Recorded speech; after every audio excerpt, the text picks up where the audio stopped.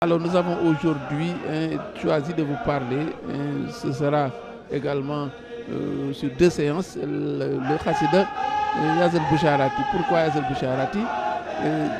C'est un poème, nous l'avions dit, le vénéré Cheikh Abdul Ahad nous a enseigné que c'est le poème qu'il a écrit pour raccompagner quand le Ramadan était sur le point de partir. Donc à 7-8 jours de la fin du Ramadan, c'est vraiment le lieu de raccompagner ce moment, ce mois glorieux, comme l'a fait le Cheikh. Et il nous avait enseigné que Ya Khaira Dayfi était destiné à accueillir le mois de Ramadan et il l'a raccompagné par Yazal Boucharati. C'est pourquoi, dans le même ordre d'idée, nous avons abordé, n'est-ce pas, Yazal Boucharati, ce poème qu'on traduit par Ô toi, le porteur de joie. Et donc, c'est un enseignement qu'il est important de retenir. Et ce sentiment également qui habite le poète, qui habite le Cheikh, est perceptible dans le nombre des vers. S'il faut 14 vers pour Ya Khaira Dayfi, c'est la preuve que le Cheikh était pressé de le voir venir et de marcher avec lui, de cheminer avec lui. Mais le Yazal Boucharati fait 60 vers, 61 vers. Ça veut dire qu'il y a un acharnement, il y a un effort surhumain pour que, n'est-ce pas, le Cheikh retienne ce mois. Vous voyez la manière dont il raccompagne ce mois, mais est la preuve qu'il n'est pas pressé de le voir partir. Donc, il y a 60 vers pour Yazal Boucharati et 14 vers pour Ya Khaira Dayfi. C'est déjà la preuve du sentiment qui habite le poète, qui n'est pas pressé de le voir partir, autant qu'il était pressé de le voir arriver. Donc, la différence du nombre de vers est déjà un signe manifeste. Il faut dire également que Yazal Boucharati est un poème écrit avec la métrique bassite. C'est également un railleur puisque tous les vers se terminent par le son Ra, le son Ri jusqu'à la fin.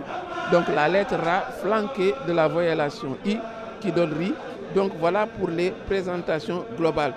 Alors il faut également faire un focus sur le préambule. Le préambule, nous l'avons dit toujours que c'est un nid d'information et qui donne un avant-goût du contenu du poème. Et c'est dans ce poème et dans ce préambule qu'on l'entend dire Allahumma inna habibi wa khalili wa tabibi shahr Ramadan. Et Seigneur, mon bien-aimé, mon ami, mon docteur, en l'occurrence de mois de Ramadan. Et qu'est-ce qu'il dit de lui? Arad al-insiraf anniya yawmal thulatha. Il est sur le point de me quitter ce mardi pour retourner vers toi, alors que je n'en ai pas encore assez. Et je ne suis point lassé de lui. Également, le propos est déjà poignant. On sent que c'est suffisant pour donner l'état d'âme du Cheikh, qui est meurtri et qui est touché au plus profond de lui-même par le départ de ce mois béni. Et il dit, il ajoute, je lui fais alors mes adieux par ce présent poème en Ra, espérant pour moi qu'il soit une clémence. Et voilà, donc c'est suffisant pour montrer l'état d'âme dans lequel se trouvait le Cheikh en écrivant ce poème. Et touché, profondément meurtri par le départ de ce mois béni. Au vers 1, il dit Yazal Boucharati bil ayati wa suwari li shadbi kawni abdal muhsini suwari. Ô toi le porteur de joie par les versets et les sourates, sois témoin que je suis l'esclave et l'esclave de l'auteur des sublimes créatures. Il y a une surcharge symbole dans ce premier vers, parce que d'abord il apparaît en toute clarté son amour pour le Ramadan quand il dit Yazal Boucharati, quand il l'appelle le porteur des joies, alors qu'il l'avait appelé Ya Khaira Dayfi, le meilleur hôte. Donc autant de noms resplendissants qui traduisent l'amour qu'il a pour ce mois. Il parle également de versets et de sourates. Et c'est une allusion au Saint-Coran parce que, dit-on, le Ramadan c'est le mois du Saint-Coran. Et il y a également cette allusion, c'est un moment privilégié pour faire cette action. Il y a une nomenclature de bonnes actions pendant le mois Ramadan, mais lire le Coran a une place privilégiée. C'est pourquoi dans ce premier vers déjà le Cheikh fait allusion aux sourates et aux versets, pour ne pas dire le Coran tout simplement. Quand il dit l'Ishad, interpellant le mois de Ramadan, sois témoin. Il prend à témoin ce mois de Ramadan, mais c'est la preuve qu'il était dans une solitude profonde et il était également pendant cet exil, puisque on nous l'a appris, c'est pendant l'exil qu'il a écrit ce poème. Il y a également un pincement de cœur. Un pincement de cœur quand il lance va et retourne vers le Seigneur qui n'a point d'associé. Et l'épreuve de son chagrin, qu'est-ce qui cause ce chagrin? Mais cela nous est fourni au vers 4, 5 et 6. Il révèle ce qu'il a perdu avec ce départ de ce mois béni. Dans ce mois où il se reconnaissait, ce mois où il était dans une satisfaction profonde, quand il part, évidemment, il laisse un grand vide vers lui. Et qu'est-ce qu'il perd avec le départ de ce mois de Ramadan? Il dit, tu restes et demeures un illustre hôte qui me procure le bonheur. Donc c'est un note de marque qui est parti, c'est pourquoi le cheikh est touché au plus profond de lui-même. Et c'est un bonheur également qui s'estompe. Et au vers 5, il dit, tu m'as surpris, ô bien-aimé, d'une joie sans adversité. Donc il y a un bonheur ineffable qu'il avait vécu, et quand le Ramadan part, évidemment, il perd ce bonheur-là. Et quand il dit Fisurorihuna, dans cette terre-ci, c'est une allusion spatiale et temporelle.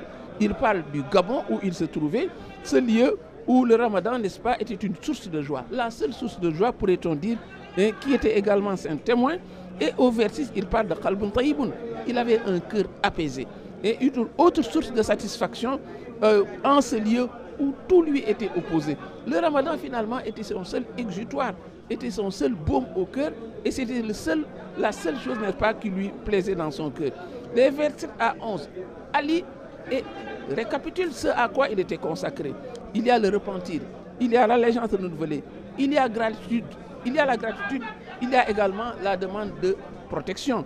Au verset, quand il dit Qatubtu, je me repens auprès de celui qui est Al-Khafir Al-Ghaffar, le pardonneur, le tout pardonnant, mais il y a là l'évocation d'une vertu centrale dans l'islam, c'est le repentir. Quand il dit Aslamtu kulli, je me suis entièrement soumis à lui, étant à jamais son esclave. Et la chute du vers est très importante, il faut s'y attarder un peu quand il dit Fi muksi ofi safari. Dans mes demeures, comme dans l'exil, ça veut dire que sa conduite a été irréprochable, quel que soit le lieu. Il y a une loyauté et une constance, n'est-ce pas, qui désarçonnent.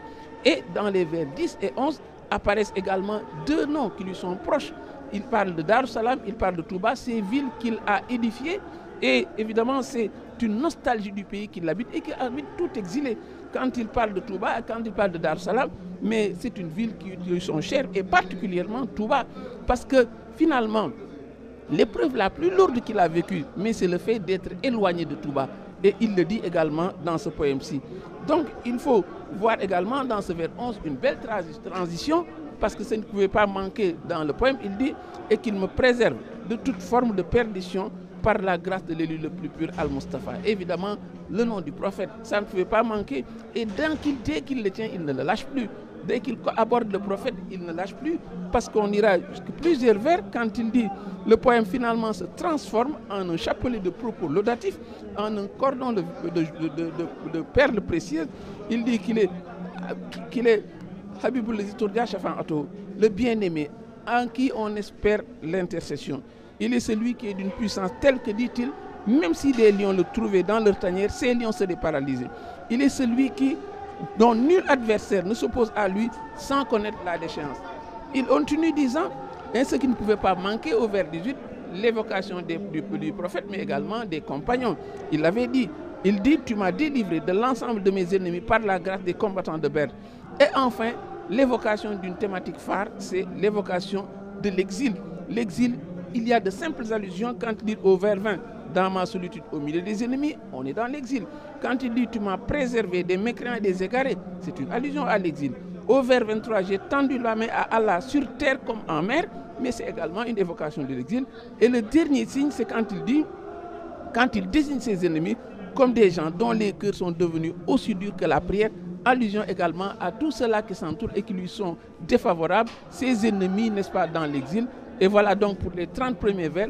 La prochaine fois, nous terminons les 32e. Et pour faire comme le cheikh, on va faire un raccompagnement qui ne sera pas rapide.